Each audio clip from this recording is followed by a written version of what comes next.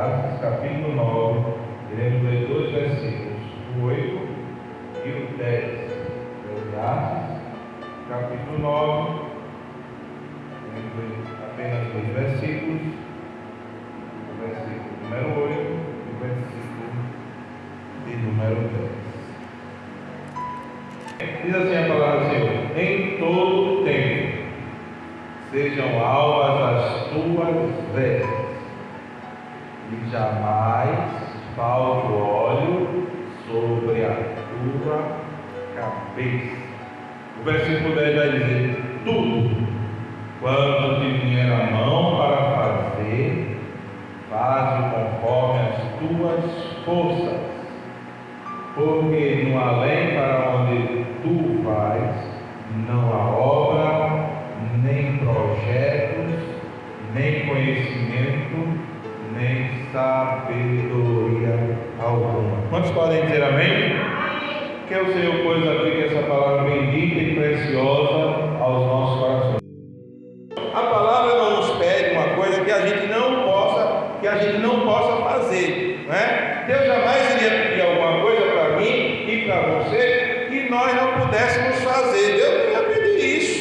Deus jamais iria criar uma perspectiva para a minha vida ou para a tua vida, uma perspectiva que não fosse possível, né? Deus não faz isso com ninguém. Deus jamais requererá de nós ou nos incentivará a fazer uma coisa que eu não tenho condições de fazer. Deus não vai dizer assim: olha, irmã Liliane, você vai carregar 20 sacos de cimento na cabeça. Ela não vai, irmão. Deus não vai pedir isso para ela. Deixa eu abrir mais um parênteses. Eu estou abrindo muito parênteses hoje. Eu não costumo fazer isso, mas eu estou abrindo mais um parênteses. Irmão, quando a gente está fazendo alguma coisa que a gente não está dando conta, está sobrecarregado, sabe aquele negócio que você está quase perecendo de tanta coisa que você agarra? Às vezes, deixa eu dizer uma coisa, certamente você está fazendo coisas que Deus não lhe pediu para fazer, ou você é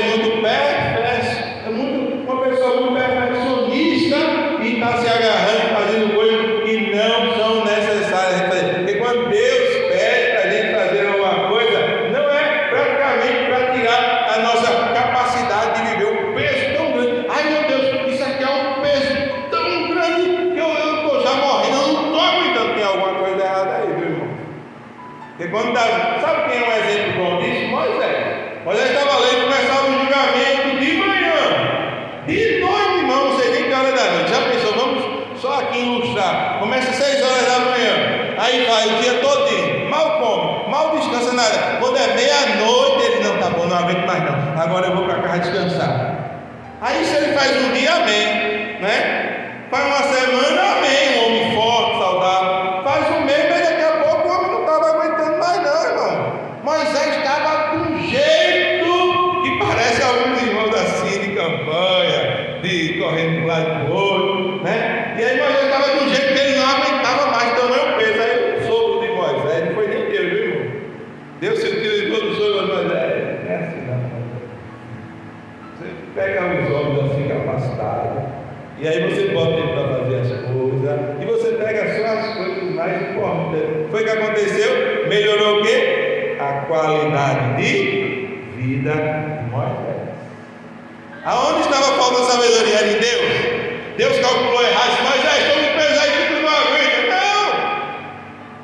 Era que Moisés não estava usando de sabedoria naquilo que ele estava fazendo. E, inclusive, deixa eu abrir mais um parênteses. Eita, hoje é muito parênteses. Inclusive, a gente é quem mais costuma fazer isso. Ou não? Deus manda a gente fazer uma coisa. Se Deus disser assim, irmão, pega, é só um exemplo, irmão. Pega esse banco e bota aqui na frente, irmão. Tem gente que vai fazer uma confusão tão grande. É só pegar e botar. Tem gente que não, peraí, não é assim não. Deus mandou pegar o banco, botar aqui. Primeiro eu vou para ele. Aí não, tem que lavar. Aí não, tem que botar uma cerâmica nesse pedaço. Irmão, a gente faz um arrudeio de hoje. Não, irmão, não é assim simples não, irmão. Trazer o banco aqui não é assim não, né? A gente vai ter que... Aí começa, sabe, irmão? Aí nós somos assim.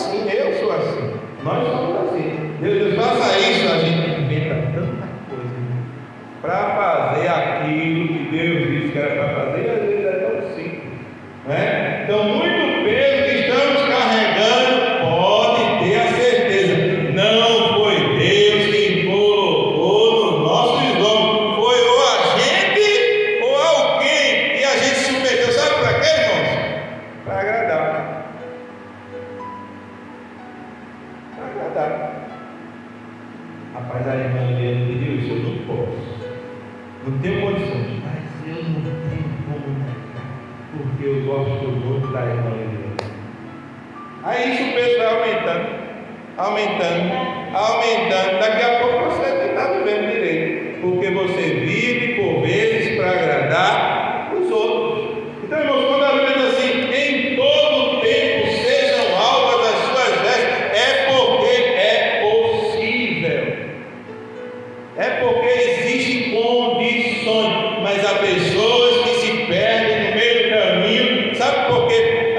Um dos primeiros pontos, acredito eu, se não for o primeiro, o segundo, terceiro, não sei, não sou bom de estatística, nem tenho esse conhecimento tão grande assim, para dizer qual é o primeiro ponto, o segundo ponto. Mas, irmão, um dos pontos principais de nós não cumprirmos isso, sabe o que é? É uma palavrazinha chamada boa intenção. Boa intenção. Alguém já disse que o inferno está cheio de boas intenções. E é verdade. Quer ver um homem bem intencionado que não guardou todo o tempo as suas vestes e que isso fez toda a diferença e faz toda a diferença na nossa vida? Abra sua Bíblia, 1 Samuel, capítulo de número 13. Alguém, irmãos, tinha tudo para ser vitorioso, tudo para ser vencedor, tudo para ter o melhor dentro daquilo que Deus lhe chamou, mas porque não guardou as suas vestes em todo o tempo, sofreu prejuízo. E prejuízo grande, viu, irmão? A gente tem tanto exemplo, irmãos, de pessoas que não guardaram as suas vestes. Não guardaram, quando falamos de guardar vestes, quem não sabe que a gente não está falando de roupa, né? Tanto que eu nem precisei falar sobre isso. Nós estamos falando, irmão, de integridade. Nós estamos falando de conduta cristã. Nós estamos falando daquilo que Deus espera de nós, né? Aquilo que Deus espera de nós. Veja o que diz. 13, de 1 Samuel, e o versículo 8. Os irmãos encontraram, digam amém. 1 Samuel 13, 8.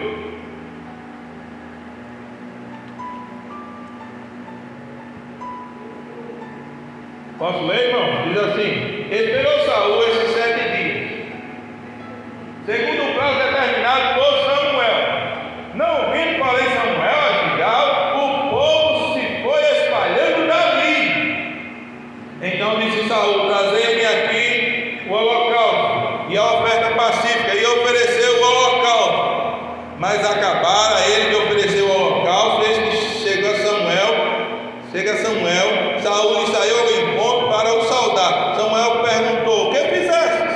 Respondeu Saul: vendo que o povo se ia espalhando daqui, e que tu não vinhas nos dias aprazados, e que os filisteus já se tinham ajuntado em Miquimais, eu disse comigo: agora descerão os filisteus contra mim a Gilgal, e ainda não obtive a benevolência do Senhor, e forçado pelas circunstâncias, ofereci holocaustos. Então disse Samuel a Saul: procedeste neciamente em não guardar o mandamento que o Senhor, o teu Deus, te ordenou, pois teria agora o Senhor confirmado o teu reino sobre Israel para sempre. Os irmãos entenderam a leitura? Digam amém. Deixa eu fazer uma pergunta para os irmãos. Os irmãos acreditam que Saul, os irmãos acreditam que Saul acreditava no seu coração que estava desobedecendo a Deus ou agindo neciamente de acordo com a palavra de Samuel, ou ele tinha boas intenções? Ele tinha as melhores das intenções, irmão. Ele apresentou todas elas. Ele não apresentou uma argumentação para Samuel, não. Ele apresentou várias argumentações, ou seja, ele pensou antes de fazer. Ele não fez e depois pensou, não, porque se ele fizesse e depois pensasse, quando Samuel chegou de supetão, porque assim, quando ele termina de oferecer, Samuel chega. Quando Samuel chega, Samuel assim, o que é isso que tu fizeste? Aí ele já vem com a lista, olha, aconteceu isso e você não chegou e aconteceu isso. Veja quantos argumentos Saul oferece para Samuel. Ele diz assim, vendo que o povo se espalhando daqui, ou seja, o povo ia indo embora, e ele já estava vendo, olha, o povo está indo embora, foi marcado aqui o culto, foi marcada aqui a cerimônia, o povo está indo embora, daqui a pouco não tem ninguém na igreja, e o culto não começa. Samuel disse que vinha depois de 7 dias, Samuel não chegou, ora ele não cumpriu com a sua palavra, ou não? Ele disse, espere 7 dias. Quantos dias ele esperou, irmão do presbítero? Vamos ler aqui, versículo 10, versículo de número 8. Esperou Saul quantos dias? 7 dias.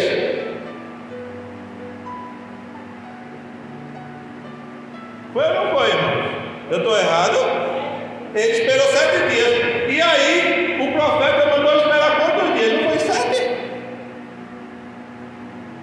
Tanto é, irmãos, quando ele chegou diante do profeta, ele dizia assim, sabe o que ele disse, profeta? O tempo que você combinou, você não cumpriu. Terminaram os dias atrasados, está no versículo de número 11, Samuel perguntou, o que fizeste? Respondeu Saul, vendo que o povo se ia espalhar daqui, e tu não vinhas nos dias do quê?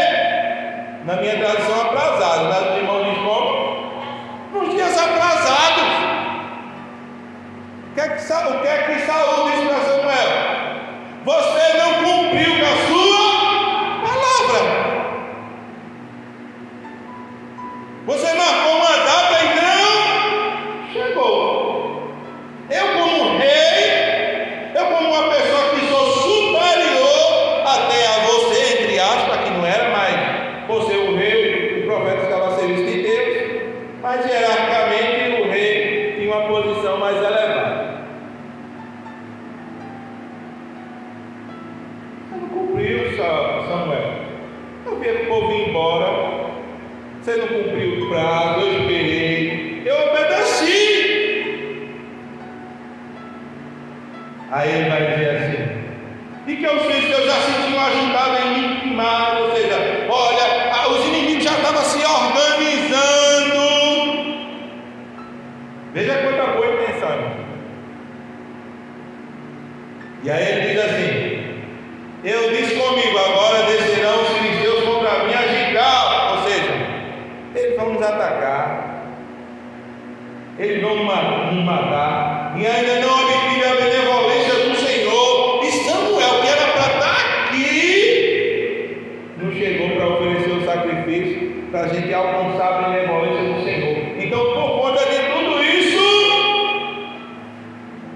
eu fiz isso. Sabe qual é o problema, irmão? Sabe qual é o problema? É que muitas vezes a gente vê muita coisa e pensa que está certo no que a gente está fazendo. Saul achava que estava certo, irmão. Ele achava, ele tinha certeza que ele tinha razão diante do que ele estava fazendo. Só tinha um pequeno problema, é que ele estava errado. Não é um exemplo de uma pessoa que sabe que está errado, não. Eu sei que eu estou errado, eu sei que eu estou agindo errado, e eu estou. Esse daí, misericórdia. Esse daí a história é lá para o lado de Judas, é outra história bem distante dessa que eu estou falando. Aqui a gente está falando de alguém bem intencionado, com as melhores da intenção, mas 100% bem intencionado, mas 100% equivocado. O profeta, o homem instituído por quem? Por Deus. Deixa eu abrir mais um parênteses. Pense na pior autoridade que você imaginar, até os que matam os crentes. Irmão, aquela autoridade lá, não sei de onde, naquele país que manda matar os cristãos, aquilo não foi Deus que instituiu, não. Você quer dizer assim, aquilo ali não é da vontade perfeita de Deus, mas não existe autoridade nenhuma que não seja instituída por Deus. Romanos 13. Foi engraçado, quando Pilatos está lá, diante de Jesus, ele diz assim: você não sabe não que eu tenho poder para te livrar ou para te crucificar? Aí ele não entendeu uma coisa que Jesus disse. Eu acredito que Jesus olhou bem para ele, mas eu acredito que ele olhou bem para ele, nos olhos dele, e disse assim: nenhum poder você teria sobre mim se do alto não me fosse dado. Os irmãos acham que existe uma pior autoridade que mande crucificar o Filho de Deus injustamente? Existe também. Ninguém fez maior maldade do que aquele homem fez. Ah, irmão Marcos, mas ele lavou a mão. Omissão. Quem sabe fazer o bem, não faz, comete o mesmo. Quem sabe fazer o bem e não faz, comete o quê? Irmãos conhecem o texto não? Tiago? Irmãos não lembram não? Vou procurar a referência para dizer. Quem sabe fazer o bem e não faz, comete pecado. Está lá em Tiago. Vou procurar daqui a pouco aqui e passo para os irmãos essa referência. Então aqui Saul é uma pessoa bem intencionada, mas que ele desobedece quem? A autoridade, irmão. Ele não era a pessoa de fazer aquilo, mas ele queria fazer. Qual foi o prejuízo, irmão Marcos? Versículo 12, Deus disse comigo. Não, versículo número 13. Então disse Samuel a Saul: procedesse nesse a mim, em não guardar o mandamento que o Senhor teu Deus te ordenou, pois teria agora o Senhor confirmado o teu reino sobre Israel para sempre. Irmão, deixa eu fazer uma pergunta para os irmãos. Deus mudou, irmãos? Deus mudou.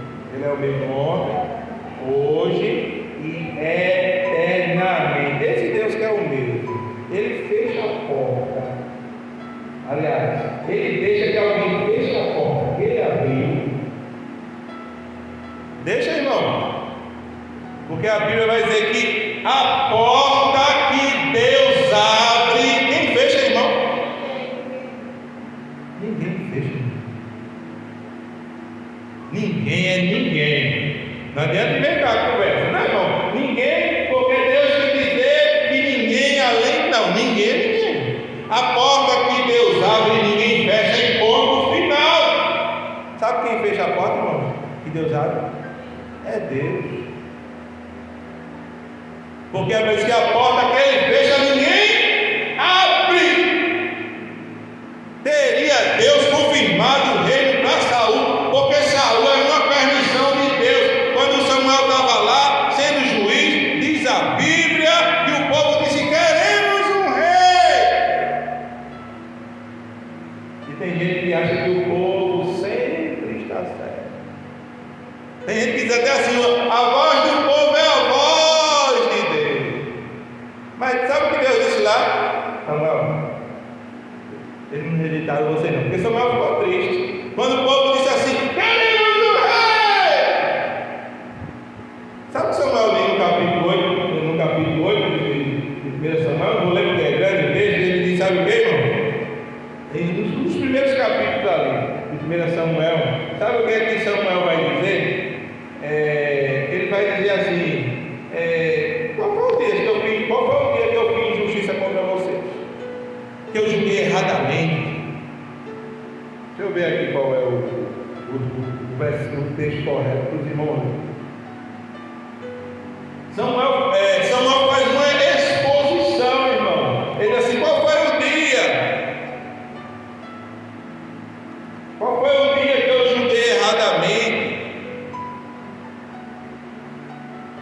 É isso mesmo.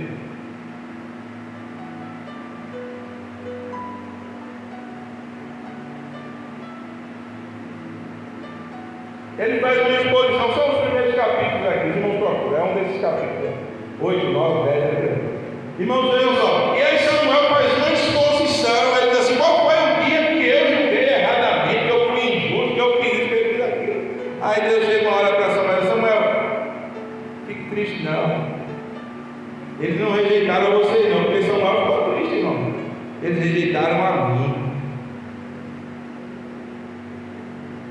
Eles rejeitaram a mim. E aí, Saul teria tudo para confirmar o seu reino. Verso 13. Então disse Samuel a Saul: procedeste deste a mim e não guardar o mandamento que o Senhor teu Deus te ordenou, pois teria agora o Senhor confirmado o teu reino sobre Israel para sempre. Ou seja, sabe o que vem? Vem prejuízo, vem adversidade, vem lucro, porque estamos agindo neciamente.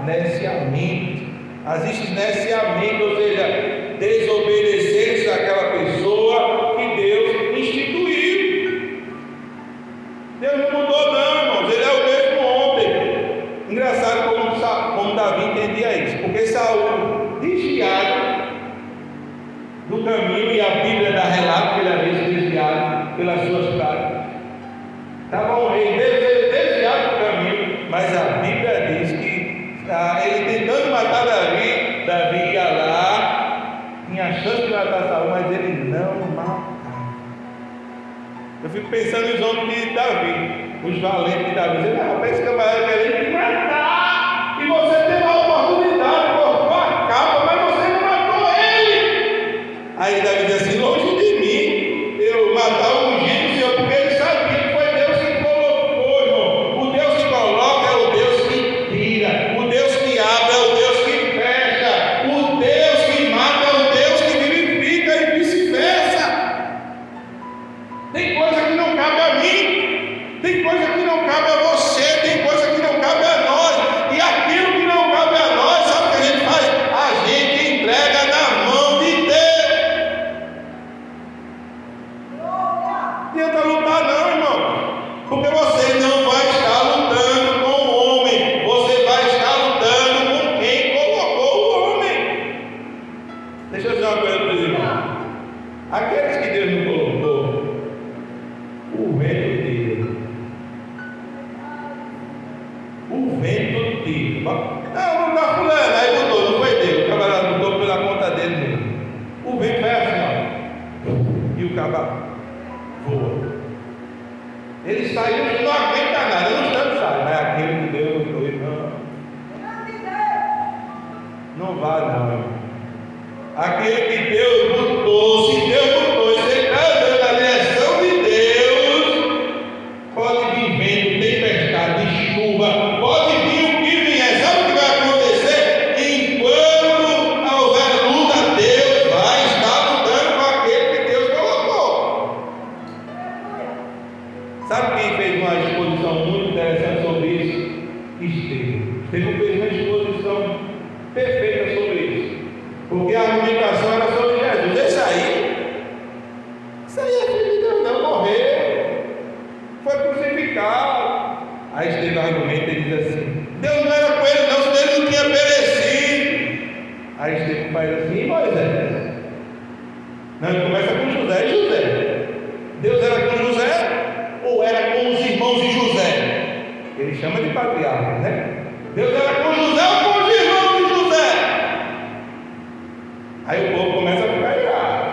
Aí Estevão diz assim: Deus era com Moisés ou era com o povo?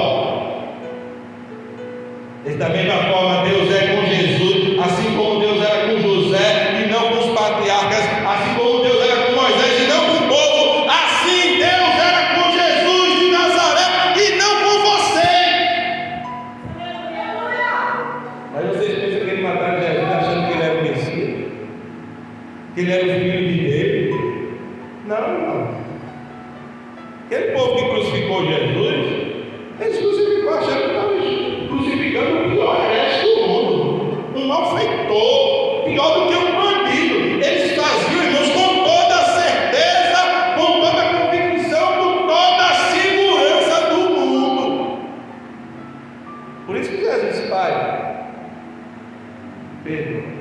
perdoa, ele não sabe o que estão fazendo, não. Jesus percebeu, irmão, porque Jesus sabia que ele não sabia o que estava fazendo. Jesus mentiu, irmão? Quando disse que não sabia o que estava fazendo, não, o Pai perdoa, ele não sabe o que estava fazendo. É como se Jesus não fosse. Não é da noite, mas é uma certeza tão grande assim sobre nós. A gente tem uma certeza tão grande que a gente até nega as evidências e a ação de Deus. A gente pode ter ser um anjo, irmão. E a gente diz, assim era o povo de Israel, capítulo 3 de Ezequiel. Ezequiel vai lá pregar esse povo, fala as minhas palavras, mas fica sabendo uma coisa de Ezequiel: eles não vão te dar ouvido,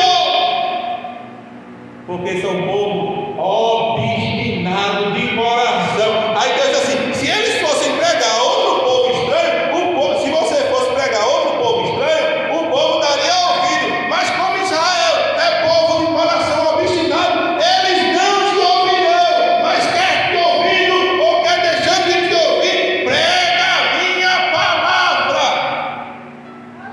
E Ezequiel foi pregar para um povo que ele sabia que não ia dar ouvidos a ele. Nem sempre, irmãos, a culpa está no profeta, não.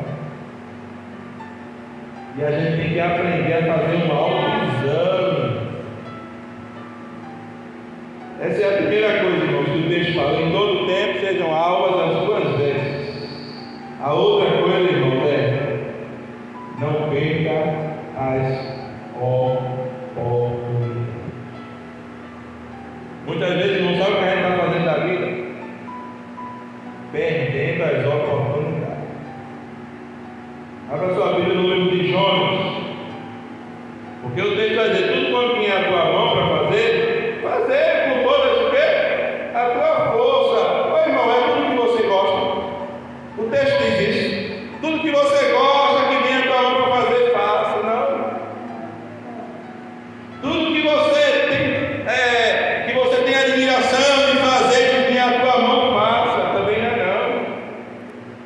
É tudo que vinha a tua mão, lógico, da parte de Deus.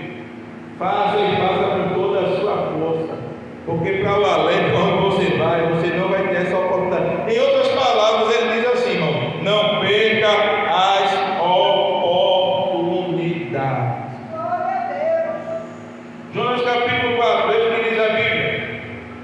Jonas capítulo 4, versículo 1. Com isso desgostou-se Jonas extremamente e ficou irado, e orou ao Senhor e disse: Senhor, não foi isso que eu te disse, estando ainda na minha terra? Por isso me adiantei fugindo para Tarsis, pois sabia que és Deus clemente e misericordioso, e tardio em graça, e grande em benignidade, que te arrependes do mal. Peço-te, pois, ó Senhor, tira a vida, porque melhor me é morrer do que viver.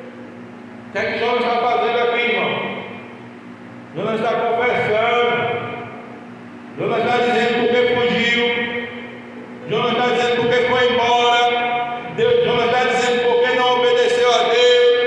Porque Jonas colocou no coração o seguinte: Deus é bom, Deus é misericordioso, Ele quer que eu vá pregar para esse povo. Se eu pregar, ele se arrepende. E eu não quero que ele se arrependa, eu quero que ele morra. É isso que está aqui, viu, irmão?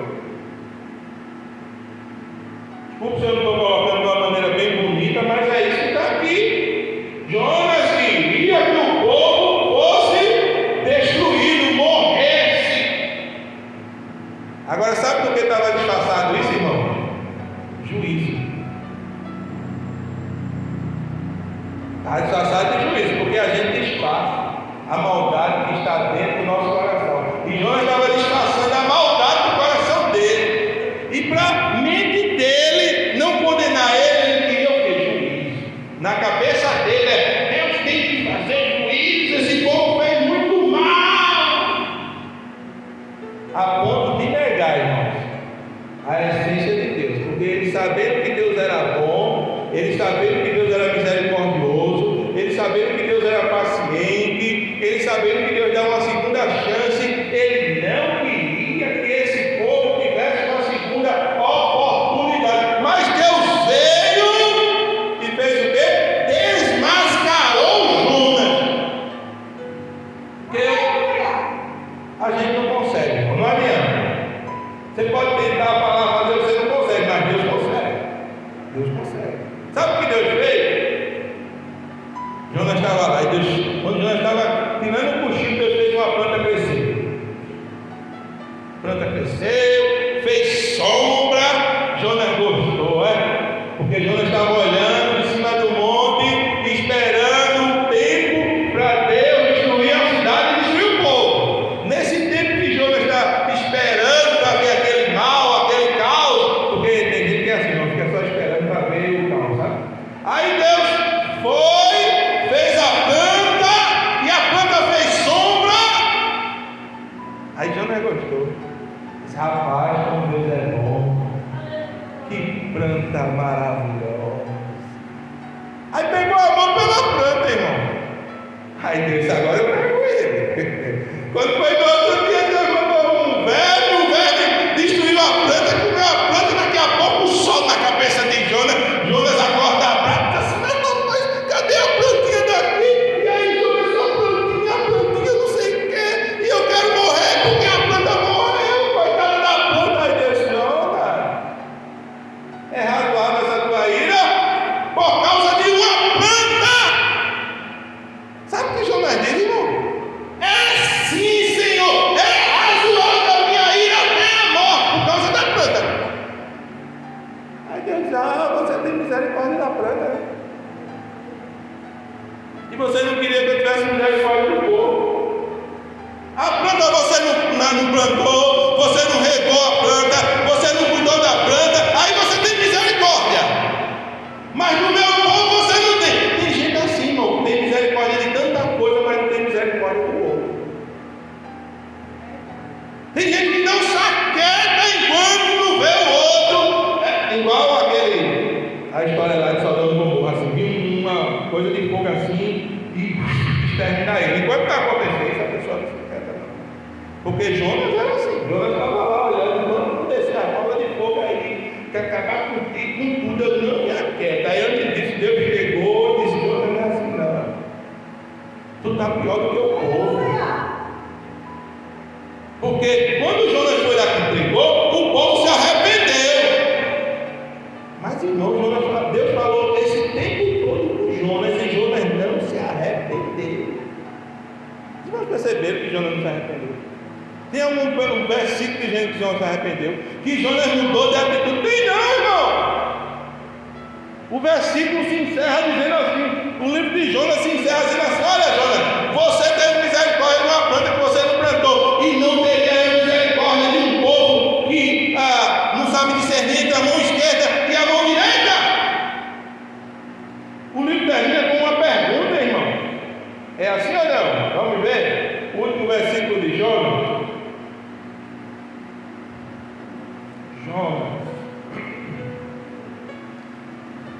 Versículo 11. E não é de eu ter compaixão da grande cidade de Nínive, em que há mais de 120 mil pessoas que não sabem discernir entre a mão direita e a mão esquerda, e também muitos animais. Olha como termina o livro.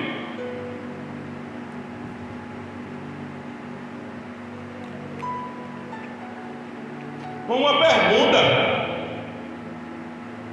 Eu creio que Jonas se arrependeu, não é possível, sabe, irmão? Mas Deus,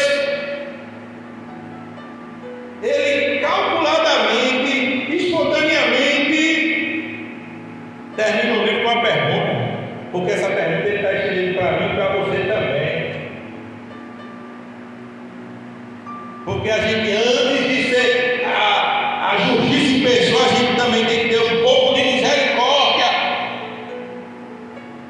Porque Jonas era uma pessoa inflexível, sem misericórdia.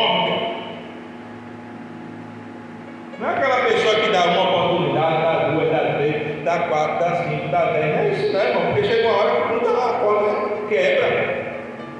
Existe um limite para tudo.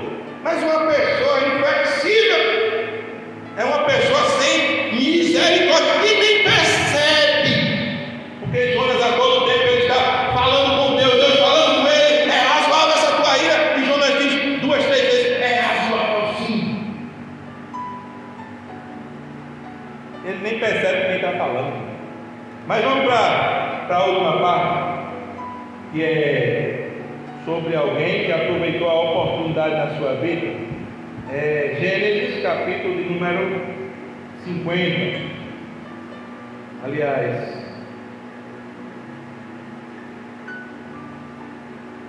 Gênesis capítulo de número 41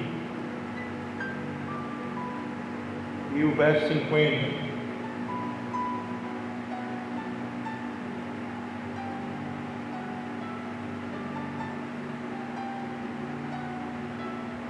Diz assim a palavra do Senhor. Os irmãos encontraram, digam amém.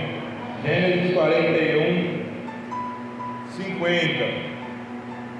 Diz a palavra assim, antes de chegar.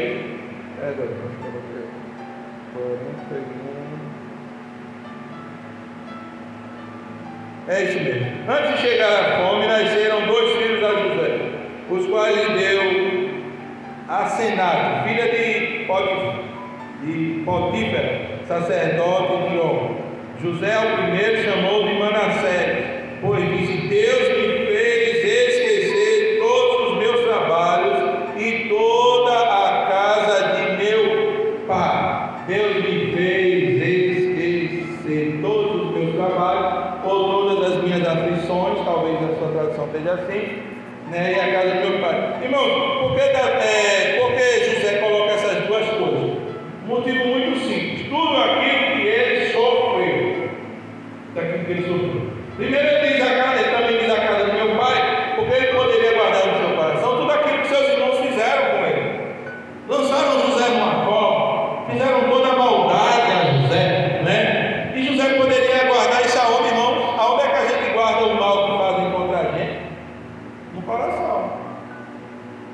José não guardou, irmãos.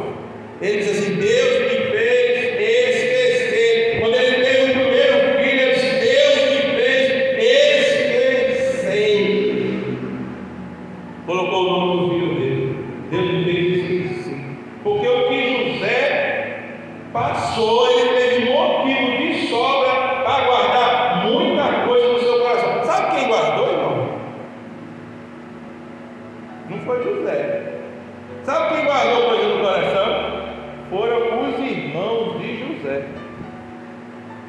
Abra sua Bíblia aí, 42, 21. 42, 21.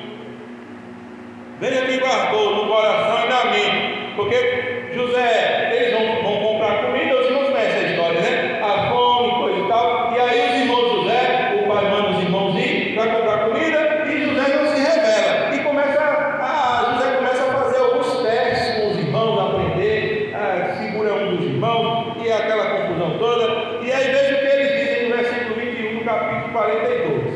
Então disseram uns aos outros: na verdade somos culpados no tocante a nosso irmão, pois lhe vimos a angústia da alma quando nos rogava e não lhe acudimos. Por isso nos vem esta ansiedade. Em meio àquela luta que eles estavam passando, ele não sabia o motivo, que era o próprio irmão que estava causando aquilo ali, não por maldade, mas porque José queria se aproximar dele. José queria que eles ficassem ali, e aí José está fazendo algumas estratégias com ele para ter ele ali por perto. Aí interessante que em meio àquilo ali eles se lembram de quê? Do mal que eles fizeram a José, e esse mal, irmão, estava gravado no coração deles. Eles disseram uns aos outros, veja, então disseram uns aos outros, não estava no coração de um só, nem no coração do outro, não estava no coração de José, mas estava no coração dos irmãos, dizendo: na verdade somos culpados do tocante a nosso irmão, pois lhe vimos a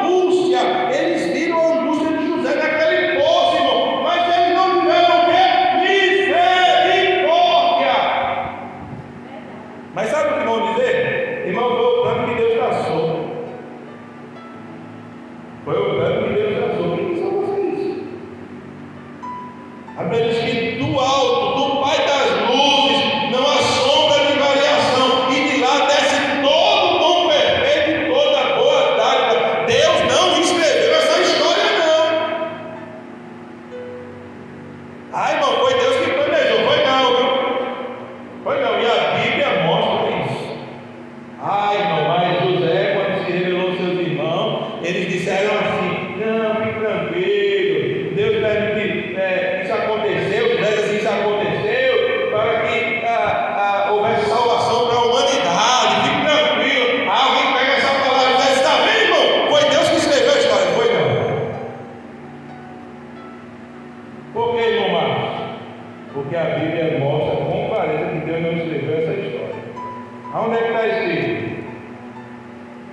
Capítulo de número 50, versículo de número 18.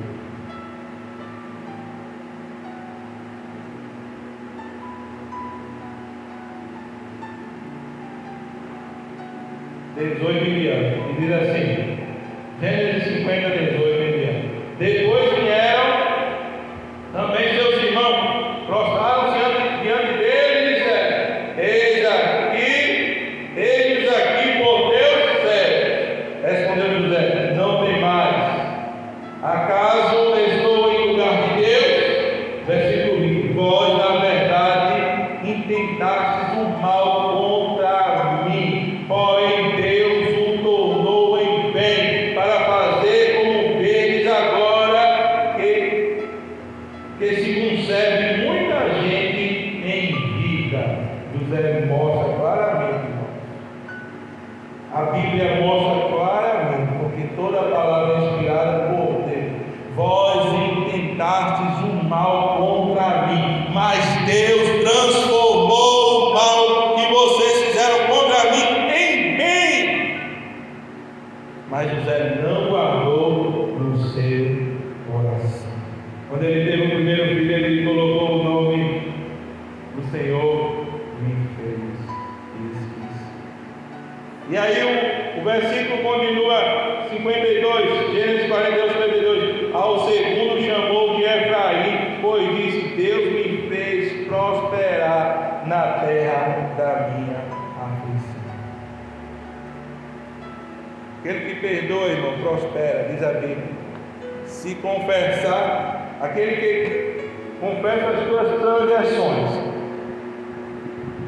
e deixa, prosperará. Ao segundo filho de José, ele disse: Deus me fez prosperar na terra da minha aflição. Dois sinais, encerro aqui, irmãos, falta um minuto. Dois sinais evidentes de que Deus estava com José.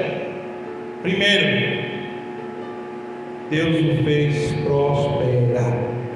Segundo, Deus o fez esquecer. Ao contrário, Deus o fez esquecer e não guardar aquelas coisas no coração. E segundo, Deus o fez prosperar. Dois sinais evidentes de que Deus estava com José.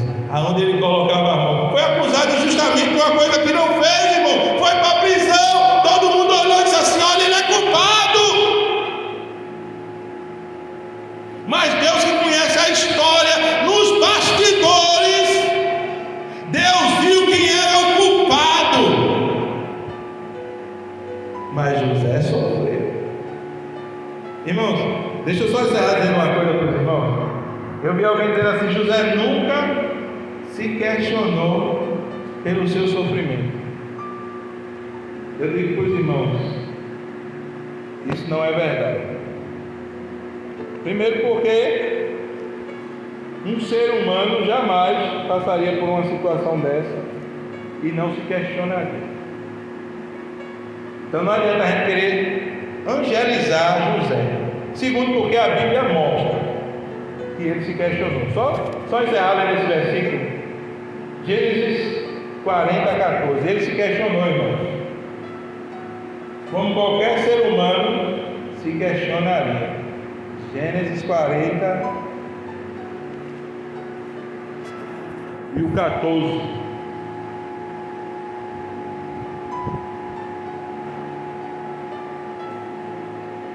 Quando ele interpretou o sonho, aí ele disse: lembra de mim, quando você estiver lá no rei, tenha misericórdia de mim. Ele diz assim: porém, lembra de mim, quando tudo te correr bem, e rogo que seja bondoso para comigo, e faças menção de mim a Faraó, e me faça sair desta casa. Versículo 15: porque de fato fui roubado da terra dos hebreus, e aqui nada fiz para que me pusessem nesta masmorra. O que é que ele está fazendo? Se questionando. Foi que eu fiz para estar aqui? Fiz nada não. Eu não sou culpado, eu sou inocente. Por isso que ele é uma figura de Cristo, porque ele inocentemente sofreu. Mas ele só deu nada fiz para eu estar aqui não. Quando você estiver lá, fale com ele, se lembre de mim. Às vezes a gente quer buscar o socorro de baixo, né, irmão?